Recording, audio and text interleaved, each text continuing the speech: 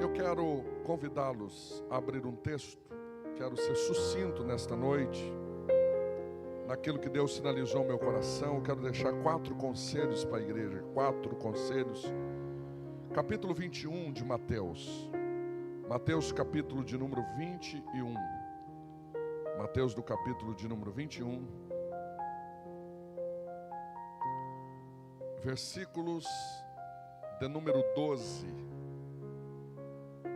ao versículo de número 15. O 17, do 12 ao 17. São 5 versos. E tendo Jesus entrado no templo, ele entrou na onde?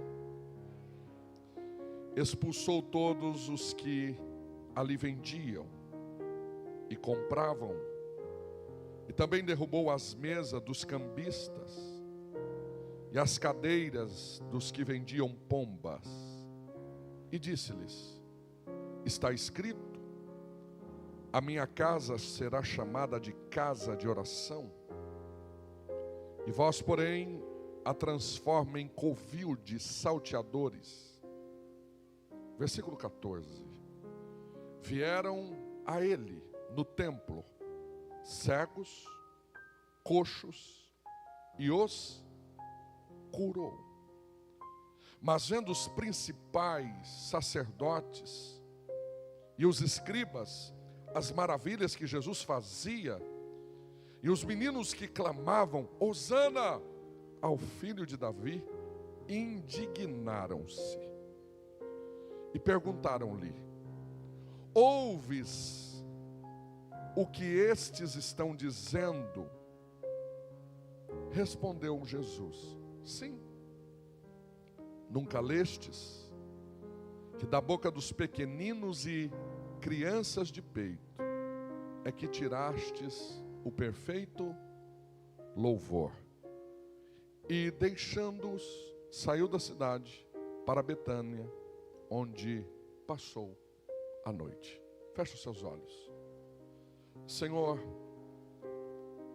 nós não abrimos mão da Tua palavra, e nós queremos ouvir os Teus conselhos, queremos ouvir a Tua voz. Fala com este Teu filho e com esta Tua filha. Me dê graça de pegar aquilo que está escrito no papel e transformar em alimento espiritual para a Tua igreja, através do Teu Espírito. É isso que nós te pedimos no nome de Jesus. Amém. Toma o teu assento. Querida igreja, nós estamos diante de um texto, para alguns não é muito bem interpretado, porque nós estamos diante de um texto que com certeza de repente você já ouviu até alguém dizer: é proibido vender Coca-Cola na porta da igreja. Você viu o que Jesus fez? Expulsou os cambistas. Não pode vender salgado. Eu já ouvi muito isso, principalmente na minha infância. Quem já ouviu, me dê um sinal aí. Quem já ouviu? Muita gente. Mas esse contexto não tem nada a ver com essas vendas de salgado, de refrigerante.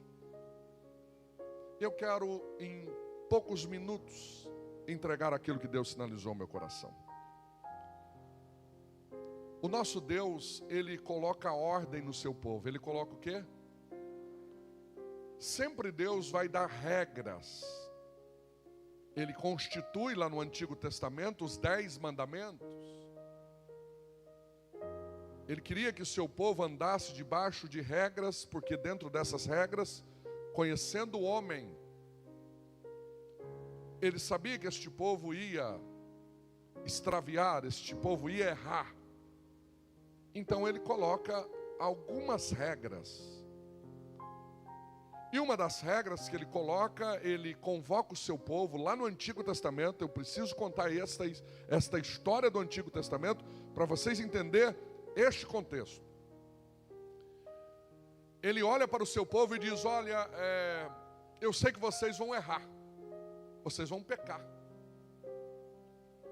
E mediante a este comportamento, que vocês ferir os meus preceitos, os meus mandamentos, eu vou abrir uma cláusula. Vocês vão ter que sacrificar algo. E nós vamos ter o dia da expiação. Como chama o dia? O dia da expiação, todo aquele que pecou durante aquele período vai ter que vir para o dia da expiação, vai chegar diante do altar, vai chegar diante do templo, vai chegar diante do sacerdote e vai entregar a sua oferta. E tem que ser um animal. Porque dentro desse contexto, para perdão de pecados, o sangue tem que ser derramado. E ali no altar vai ter um braseiro diante daquele altar. O sacerdote vai sangrar o animal. E esse animal, deixando o seu sangue, o sangue vai cair ali naquele braseiro e a fumaça vai subir. E eu vou perdoar aquele pecado.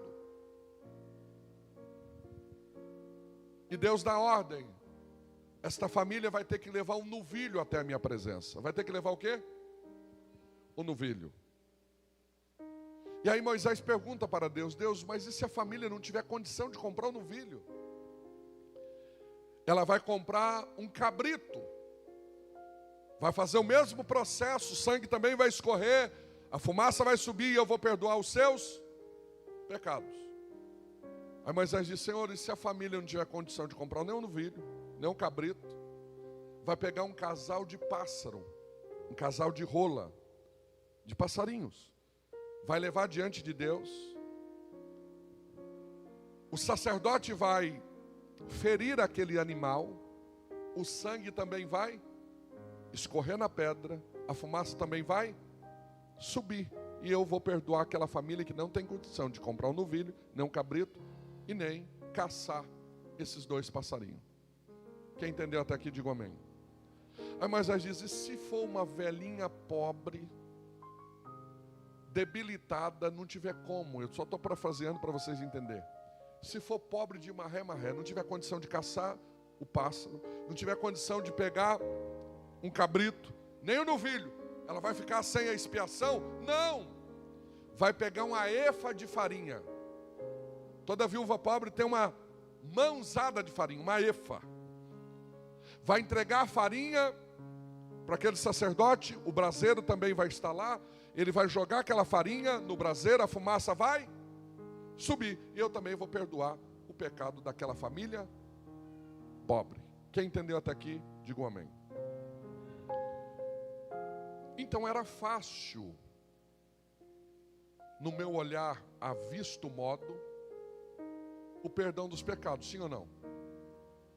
O camarada pecou, tem novilho, tem gado, se tiver algum fazendeiro com pasto cheio, resolveu o problema, sim ou não? Mas não era desse jeito. Pergunta como que era? Vamos imaginar que alguém morava lá do outro lado da cidade. No dia da expiação, ele tinha que pegar o novilho e não tinha um caminhão para levar. Não tinha uma caminhonetinha para levar o novilho. Ele vinha com aquele bezerro, com aquele gado berrando na cidade inteira, passava lá pela Rui Barbosa. Já imaginou os irmãos encontrando com um dos irmãos aqui da igreja, com boi berrando? E dizia: olha lá, ó, o irmão canta na igreja, prega, viu? Mas ele também peca. Aquilo era uma forma daquele irmão se constranger e dizer: pecar nunca mais. Já imaginou o cabrito, que é um bicho escandaloso, berrando? Uma irmã do ciclo de oração puxando o cabritinho, ela que errou e eu que estou indo pagar o pato. Já imaginou olhando e dizer: ah, a irmã lá canta no ciclo de oração, mas é pecadora.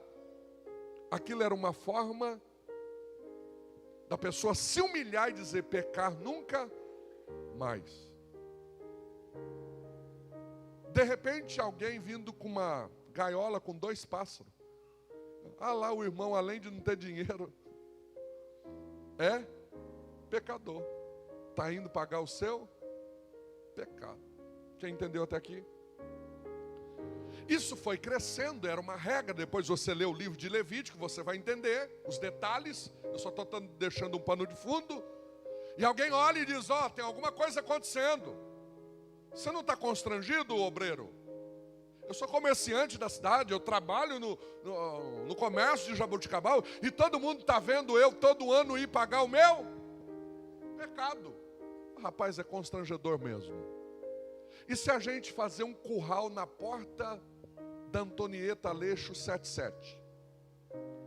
Faz ali um puxadinho, um curral, e a gente negocia o gado ali na porta, que ninguém fica sabendo que eu errei. É muito humilhante. O sangue vai escorrer na pedra, a fumaça vai subir.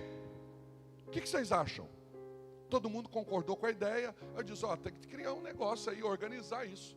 E aí, criou até uma diretoria. E eles começaram a chamar essa diretoria de diretoria do Sinédrio. Ou do Sinedril. E essa diretoria era respeitada porque eles eram organizados. No dia da expiação, tinha que olhar para o novilho tinha que ser perfeito. Depois vocês conferem o texto. O animal não podia ter nenhum defeito para Deus receber. O sangue também escorria, a fumaça também subia, mas Deus não recebia como oferta suave nas suas narinas. E o negócio foi multiplicando, esse sinédrio foi crescendo, a diretoria foi aumentando, e todo mundo pagava pedágio para eles, porque começou uma lavagem de dinheiro do lado do templo. Segundo Flávio Joséfo, que é um grande historiador de respeito, ele diz que chegaram a negociar até 1000 cabeças de gado num culto, numa oferta de expiação. Já imaginou tanto que lavava dinheiro? Era mais ou menos assim. Esse aí, o irmãozinho chegava lá do assentamento, vinha para o culto aqui, chegava com o bezerrinho perfeito. Ele, não, eu paguei o meu preço, eu vim e vou entregar. Aí a mesa do Sinédrio era o que colocava a ordem.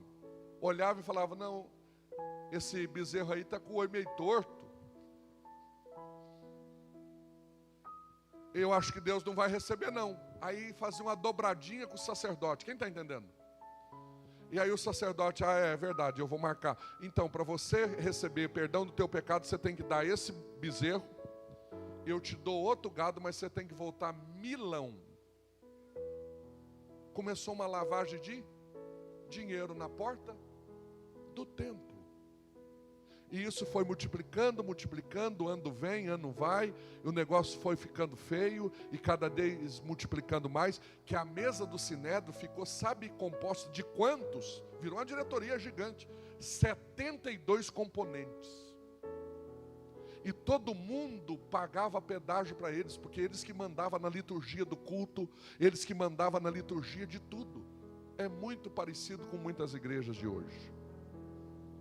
Os filhos dos crentes, eu vou parafrasear para vocês entenderem, ficava tão feliz quando alguém olhava e dizia, meu filho, você tem que casar com alguém da mesa do Sinédrio, que aí você está com o passaporte carimbado, garantido, nunca mais vai ter prova.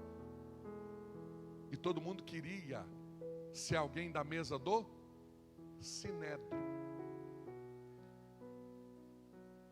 É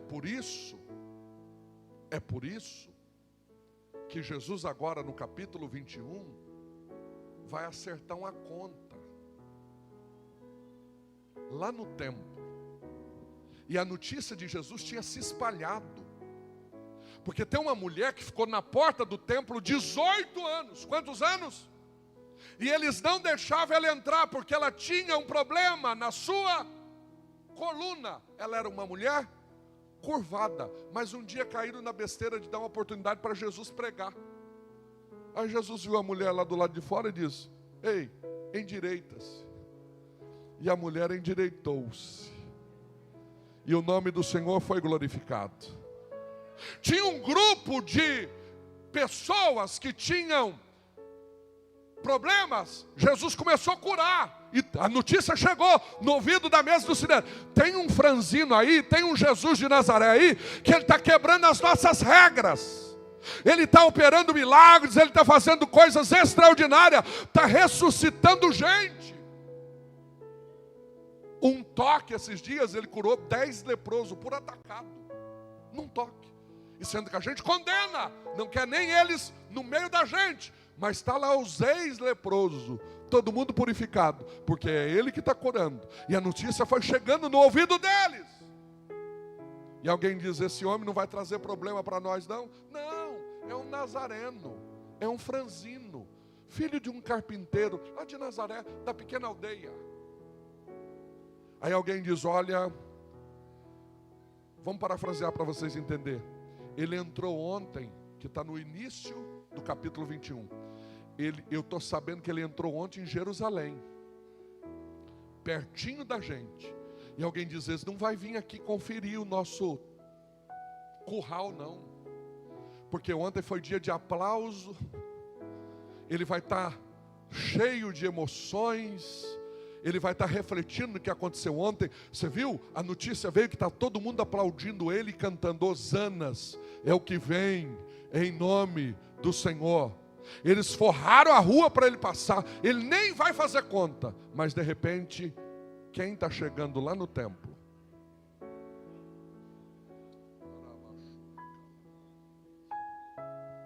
O nazareno vai se aproximando do templo. E ele vem agora com a zorrague na mão, um chicote. E ele vai aproximando do templo,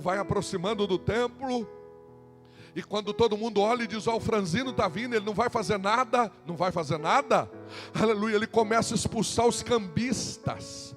Ele começa a abrir as gaiolas e os pássaros voando, os currais, ele vai abrindo os colchetes, o gado vai indo embora, os cabritos vão indo embora, e ele começa a pregar. Vocês não sabem que a casa do meu pai é chamada desde quando ele inaugurou esse povo de casa de oração, e vocês têm convertido em covil de ladrões, moedas enferrujadas caindo. A mesa do Sinédrio correndo e o chicote estralando. Eu abro um parênteses aqui e eu quero deixar 4 coisas que Jesus fez no templo, que é o tema da nossa mensagem. Repita comigo, as 4 coisas que Jesus fez no templo. Se nós, igreja, pegar essas 4 coisas e colocar em prática na nossa vida, a nossa vida muda esse ano. Mas eu quero abrir um parênteses e pensar com vocês, porque eu sou pensador. Tem um cara na Bíblia que aparece poucas vezes. Pergunta qual é o nome dele? Nicodemos. E a observação é que ele vai encontrar com Jesus à noite. Ele vai à noite. Esse Nicodemos é filho de um da mesa do Sinédrio. Então ele trabalha junto com os caras. Quem está entendendo? Quando ele vê aquele franzino expulsando todo mundo e colocando moral no ambiente, com autoridade que só ele tem, ele mudou o conceito. Pergunta como?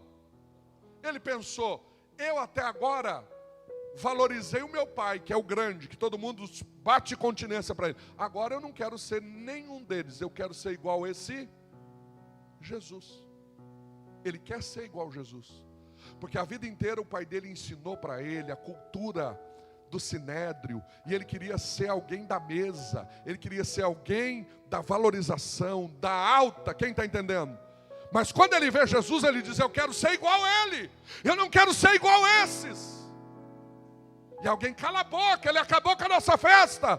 Aí ele vai à noite, é um pensamento meu, e tem base bíblica.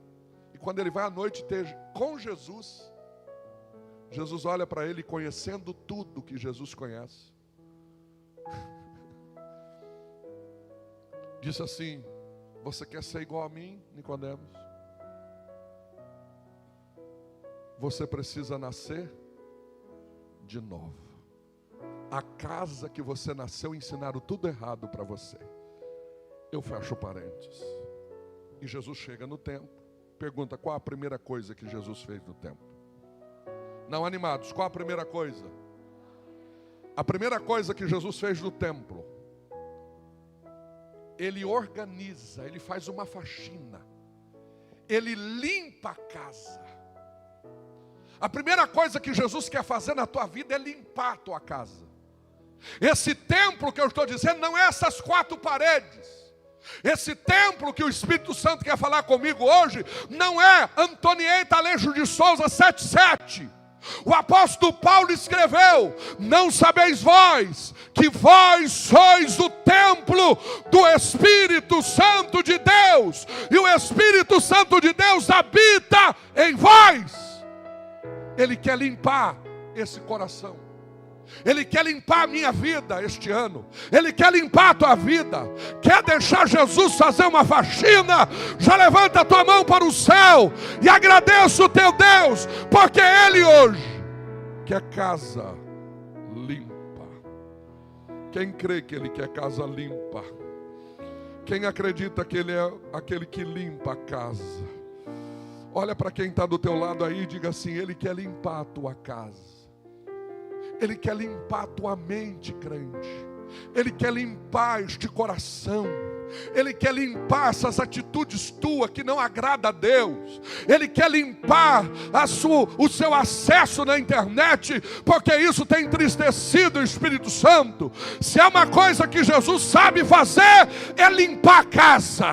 Ele é especialista em limpar a casa. E 2026, não adianta fazer propósito, usar a tua fé, que você acha que tem uma fé tão alta. Vai acontecer isso se a casa não estiver limpa. Aleluia. O maior propósito desta igreja não é ficar aqui só 12 dias dizendo, é todo dia dizendo: limpa a minha casa, limpa a minha casa. Eu quero ser casa limpa, eu quero ser casa limpa. A primeira coisa que Jesus fez naquela casa, Ele transformou aquela casa em casa limpa. A segunda coisa que Ele fez, olha onde está. Está no verso de número 13. Verso de número 13. E disse: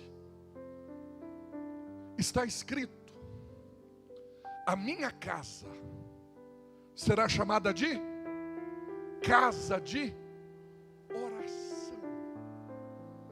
Primeiro limpa a casa. Sabe por que você não consegue orar? Não é porque você está não querendo orar, é porque a casa não está limpa. Pode ver que tem uma crescente. Primeiro Ele limpa, e depois Ele transforma a casa em casa de oração. É isso que o Pai quer fazer com a tua vida. Ele limpa, e agora você se torna uma casa de oração. Sabe por que você não consegue mais dobrar o teu joelho? Não é porque a articulação está doendo. Não, eu já vi gente se jogar no chão. É porque você não tem casa limpa. E quem não tem casa limpa não consegue ser casa de oração. Então Ele vai fazer a faxina e vai transformar a minha casa, a tua casa, a nossa casa em casa de oração. Quem tem coragem de olhar para quem está do teu lado e falar para ele assim, e falar para ela: 2026 vai ser o ano da oração, vai ser o ano de orar, de buscar mais, de falar mais com Deus, de ter tempo a mais com o céu. Eu creio nesta palavra. Aleluia. Primeiro a casa limpa, agora a casa vira casa de oração. Em terceiro lugar, quando Ele está organizando tudo, limpou, transformou a casa em casa de oração. Agora olha o texto, olha o texto, olha o texto. Versículo de número 14. E vieram até a Ele no templo cegos, coxos, e Ele fez o quê? Os curou. Primeiro Ele limpou a casa, transformou a casa em casa de oração. Agora virou casa de poder. Só tem poder se a casa tiver limpa. Só tem poder se a casa for casa de oração. Vocês têm que pegar essa palavra. Não tem poder ficando só 12 dias buscando, só 12 dias em culto. Ei, vai todo mundo ficar esgotado e cansado. O segredo não é 12 dias, o segredo é todos os dias limpar a casa, ser casa de oração, para ter casa de poder. Quem crê que nós estamos vivendo este tempo de casa de poder? Tem milagres acontecendo aqui na DBJ. Quem crê? Quem crê? Tem tanto milagre aqui, que um obreiro aqui hoje, estou falando um testemunho fresco, acordou de madrugada e o Espírito Santo visitou ele e falou: para você ficar em jejum hoje. Fique em jejum hoje que eu vou precisar de você. Hoje aconteceu isso. Aí ele chegou aqui no templo, na IBD, era o cafezão. E vocês viram aqui que tinha pão de queijo, bolo com maçã, biscoitos, pão caseiro, pão de padaria, pão fatiado, roscas, bolo de banana. Irmão, fiquei abismado. Só não tinha café. Café depois chegou. Só os que vieram aqui entenderam o que eu falei. Quando o irmão chegou, Deus mandou ele fazer o quê? Jejum. Chegou aqui, olhou aquela mesa. Não acredito que é hoje. Não acredito que é hoje o dia do jejum. Meu Deus, pensou até entregar o jejum. Pensou. Mas agora à noite, quando a gente começou a cantar, quando os jovens estavam cantando, irmão, há uma atmosfera espiritual. Quando os jovens estavam cantando aqui, a poucos metros daqui se manifestou um demônio. É que vocês não estão sabendo. Um demônio se manifestou e o dono da casa falou: eu preciso de libertação agora. Onde eu vou? Onde eu vou? Ele falou: eu vou na igreja dos crentes. Chegou aí desesperado. O diácono Danilo chegou no púlpito e falou: pastor, tem um homem aí que a esposa dele está possessa lá, quebrando tudo. Eu falei: meu Deus, quem vai lá?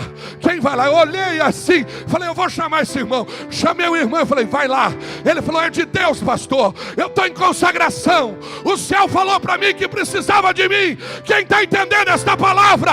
Tem casa de poder, mas primeiro a casa tem que ser limpa. E o irmão voltou testemunhando. O demônio se retirou e abriu mais uma casa de paz lá, aqueles que é culto lá. Aleluia, eu estou profetizando que tem casa de poder em movimento. Quem vai receber poder em 2026?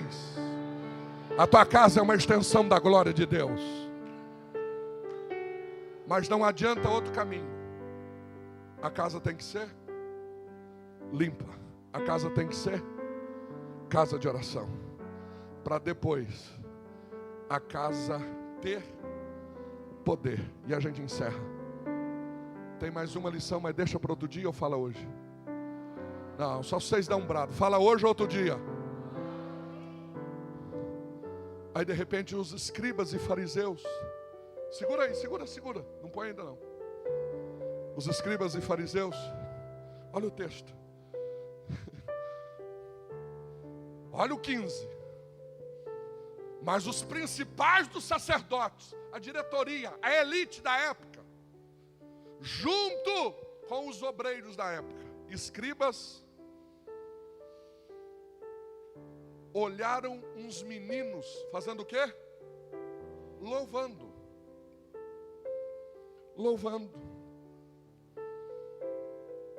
Os meninos clamando, louvando, exaltando, entregando um louvor. Eles ficaram felizes. Está escrito isso? Indignaram-se. Não, isso aqui só porque está na Bíblia eu creio. Os meninos estão fazendo o quê? Louvando, clamando. Os obreiros da época ficaram indignados. Será que tem obreiro indignado vendo o mover de Deus na vida dos jovens, dos adolescentes até hoje? Se procurar, acha. Aí Jesus olhou, verso 16. Ele diz: ouve o que eles estão dizendo? Aí respondeu Jesus: sim. Vocês nunca leu que da boca das criancinhas de peito é que sai o perfeito louvor? Primeiro, a casa tem que estar limpa. Segundo, a casa tem que ser casa de oração. Terceiro, a casa tem que ser casa de poder. E em quarto lugar, a casa se torna casa de perfeita adoração. Eu estou crendo que este ano é o momento desta casa ser transformada em casa de perfeita adoração. Eu quero dizer algo para vocês, meninas do louvor. Vocês não estão cantando nesta dimensão porque vocês são boas. Não é só isso. Tem gente melhores do que vocês.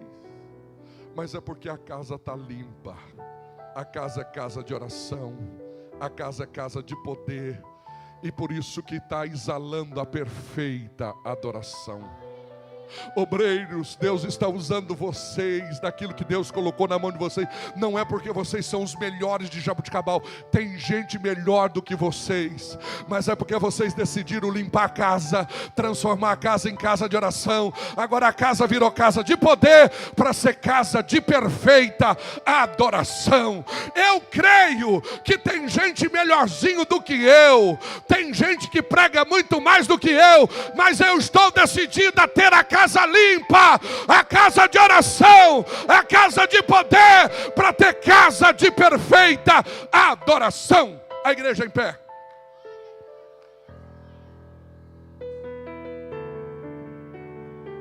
Eu quero convidar vocês aí no banco onde estão, vocês que ouviram esta mensagem, que ouviram esta palavra e quiser fazer uma aliança com Deus aí onde você está.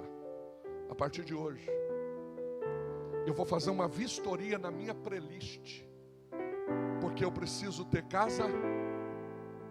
A primeira, preciso ter casa limpa. Eu preciso fazer uma varredura nas minhas amizades, porque tem pessoas que estão me deixando mais longe de Deus, porque eu preciso ter uma casa, não a primeira, limpa. Eu preciso parar com aquilo que alguém conta para mim e eu estou multiplicando isso, que não entristece, ou melhor, está entristecendo o Espírito Santo, porque eu preciso ter uma casa limpa. É espiritual. Eu preciso voltar para aquele balcão de emprego, para aquela quadro de funcionários lá na empresa, dando bom testemunho, porque eu aprendi que a primeira coisa que eu preciso, aleluia, é ter casa limpa. Eu preciso mudar o meu comportamento nas redes sociais, mostrando que eu sou um servo de Deus, uma serva de Deus, porque em primeira instância eu sou casa limpa. Agora, em segundo lugar, eu preciso valorizar mais a matutina este ano, porque em segundo lugar eu preciso ser casa de oração. Eu preciso estar nas consagrações. Eu preciso orar antes de dormir. Eu preciso orar depois que eu acordo. Eu preciso fazer programas de oração. Eu preciso voltar para o ciclo de oração. Eu preciso chegar mais cedo no culto, valorizando este período de oração, porque em segunda instância eu sou casa de... Aí em terceiro lugar, eu preciso crer nos sinais, crer na cura. Eu não vou ficar de cabeça quente este ano, porque o diagnóstico não agradou os meus olhos. Eu vou perder até o sono. Não, porque agora eu sou casa de poder. Vai voltar a ter cura nos teus familiares. Vai voltar a ter cura nesta casa. Eu estou arrepiado aqui para entregar essa mensagem. Deus vai curar este ano. Vai ter milagres para contar. E em quarto lugar,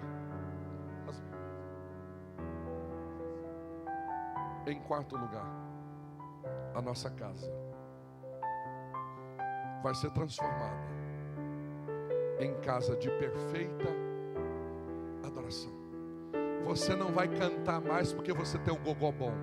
Você vai entregar uma perfeita.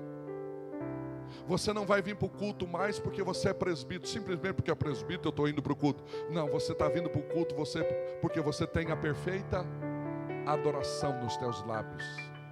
Você não vai frequentar a igreja, não, só para o pastor não ligar para mim e perguntar o que está acontecendo. Não, a partir de hoje você vai dizer: eu quero entregar uma perfeita adoração.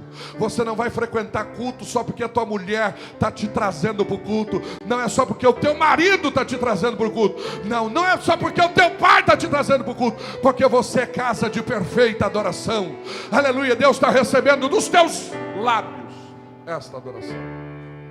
Levanta a tua mão para o céu e dá um brado dizendo: eu sou casa limpa, eu sou casa de oração, eu sou casa de poder, e eu sou casa de perfeita adoração.